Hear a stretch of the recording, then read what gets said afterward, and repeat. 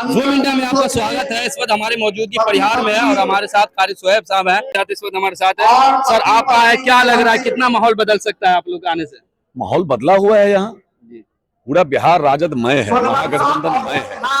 तेजस्वी यादव को मुख्यमंत्री बनाने के लिए, बिहार को बदलने के लिए और हर घर में सरकारी नौकरी पाने के लिए लोगों में एक गजब का जोश है, जुनून है, एक अजब सा एक उमंग है लोगों में। हम तो जा रहे हैं सब जगह, हम तो देख रहे हैं। हमने 20 का भी चुनाव देखा, हमने 15 का भी चुनाव देखा। इस तरह का उत्साह कभी नहीं देखा। हमने 10 का भी चुनाव देखा, लेकिन ऐसा उत्साह कभी नहीं देखा जो इस बार देख रहे हैं। खासतौर से युवाओं में, बाहर से लोग आ रहे हैं वोट करने के लिए कि उनको पता है अगर इस बार तेजस्वी सरकार बनेगी तो सरकारी नौकरी जरूर मिलेगी। क्योंकि तेजस्वी मतलब विश्वास, तेजस्वी मतलब भरोसा, तेजस्वी मतलब रोजगार, तेजस्वी मतलब सम्मान।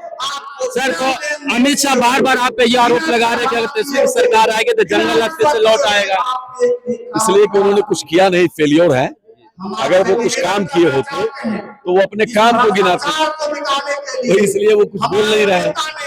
और एक ही भाषा 20 साल से वो रट रहे हैं। तो ये तो देख रहा है कि बिहार में महाजंगल राज है। अभी रोजाना हत्या, बलात्कार एक आम बात हो गई है। इलेक्शन हो रहा है लेकिन रोज देख रहे हैं कहीं ना कहीं हत्याएं हो रही है, गैंगवार हो रहा है। अमित शाह जी के पास कुछ बोलने के लिए है, कुछ किया नहीं। सरकार है, 20 साल से इन्होंने ठगा, केंद्र में 11 साल से लोग ठग रहे हैं। इन लोगों ने जितना वादा किया था कभी पूरा किया नहीं। सालाना 4 करोड़ लोगों को रोजगार देना, हमको लगता है 11 साल में 1 करोड़ रोजगार नहीं दे पाए।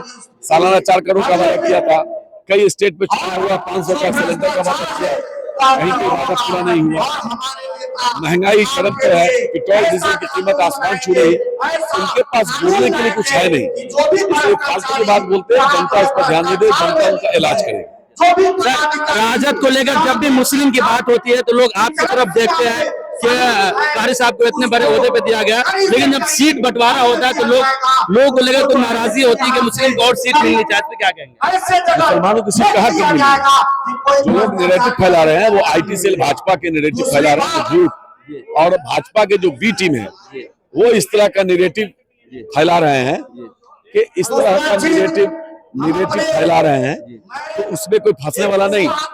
एक बात बताइए कि हमको कोई बतावे कि कैसे कम है।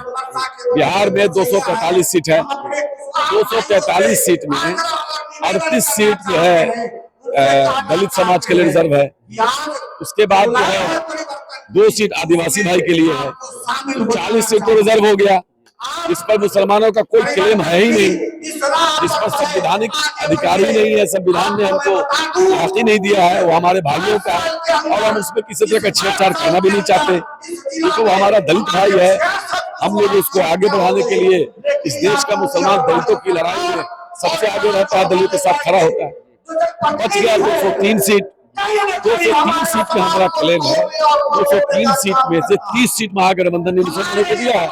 इसमें बड़ी तादाद में मुझे लगता है कि आधा आदमी समांतर समाज है। किशनगंज और सब तरफ अगर जोड़िएगा, सुरजापुर वगैरह को लेकर समांतर में है, सारे समाज को जोड़ के आधे के करीब हमको लगता है 18 सीट समांतर समाज को भी है।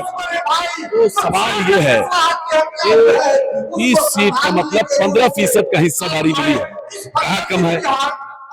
मैं ये नहीं कहा कि बहुत ज्यादा है, लेकिन बहुत कम भी नहीं है। सरकार बनाना मकसद है। सरकार बनेगी तो आपको लड़ने का भी अधिकार रहेगा, सरकार बनेगी तो अधिकार मांगने का अधिकार रहेगा। लेकिन सरकार अगर नहीं बनी, भाजपा की नीतीश जी नहीं है इस बार, सीधी लड़ाई बीजेपी से।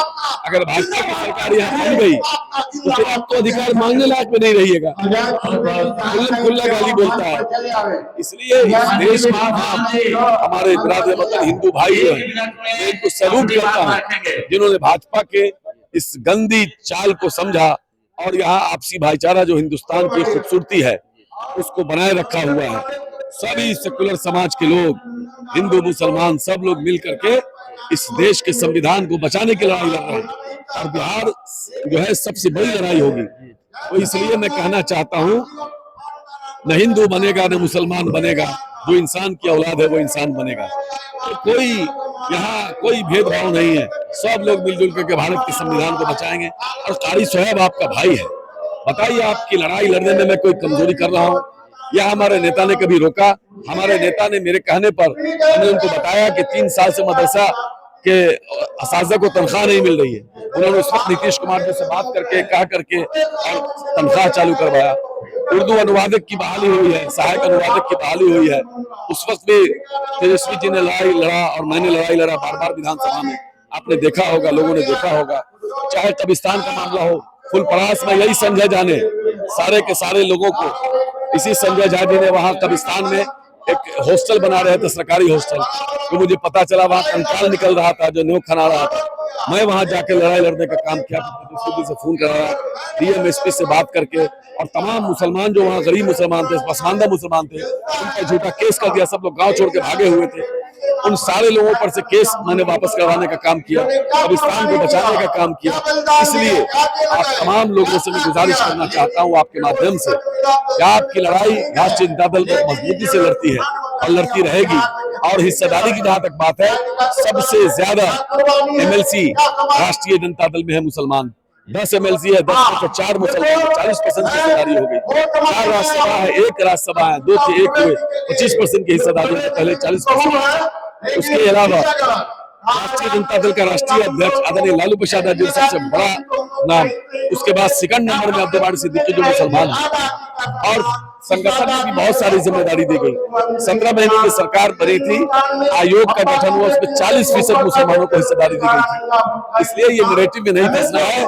मैं नौजवान भाइयों से कहना चाहता हूँ कि आपका भाई भी नौजवान है, एक बार आप ताकत दीजिए और आपकी दी हुई ताकत से तेजस्वी जी के को जो मिलेगी वो ताकत, आपकी दी हुई ताकत से आपका भाई आपकी लड़ाई लड़ता रहेगा। आखिरी सवाल रहेगा, अभी तेजस्वी यादव एक इंटरव्यू में असदुद्दीन ओवैसी को एक्सट्रीमिस्ट कह दिया, जिसकी वजह से लोग नाराज हैं। कभी नहीं कहा, गलत बात। किसी उन्होंने कहा कि लोगों ने अपने मन को बना लिया, किसी भी ऑडियो वायरल हो रही है। अरे ऑडियो उन्होंने क्या कहा, किसी भी चीज में अति जो है ना, तो किसी भी चीज में अच्छी नहीं, चाहे हिंदू हो या मुसलमान हो। अगर हम चाहते हैं कि हिंदू समाज में अगर गांधी और नेहरू की भाषा और सरदार पटेल की भाषा सही है, तो मुसलमान में भी अब्दुल कलाम आजाद की भाषा चाहिए। तो ये देश मौलाना अब्दुल कलाम आजाद और सरदार पटेल की बात करता है, इसलिए ऐसी कोई बात नहीं है। उन्होंने ये कहा किसी भी समाज में अति अच्छी बात नहीं है, और मैं भी कहता हूँ किसी भी समाज में अति अच्छी बात नहीं है। ये देश हिंदू मुस्लिम दो आंख है, ये दोनों, एक हिंदू है, एक मुसलमान है। अगर एक आंख खो गया तो चेहरा खूबसूरत लगेगा? नहीं लगेगा। इसलिए ऐसे भी कोई भी लोग हों जो अति कर रहे हो किसी भी भाषा, चाहे वो हिंदू नौजवान हो चाहे मुस्लिम नौजवान हो, सब लोगों को चाहिए कि भाईचारे के साथ रहें। इस तरह की कोई बातें नहीं होनी चाहिए जिससे समाज में विद्वेष और नफरत फैले।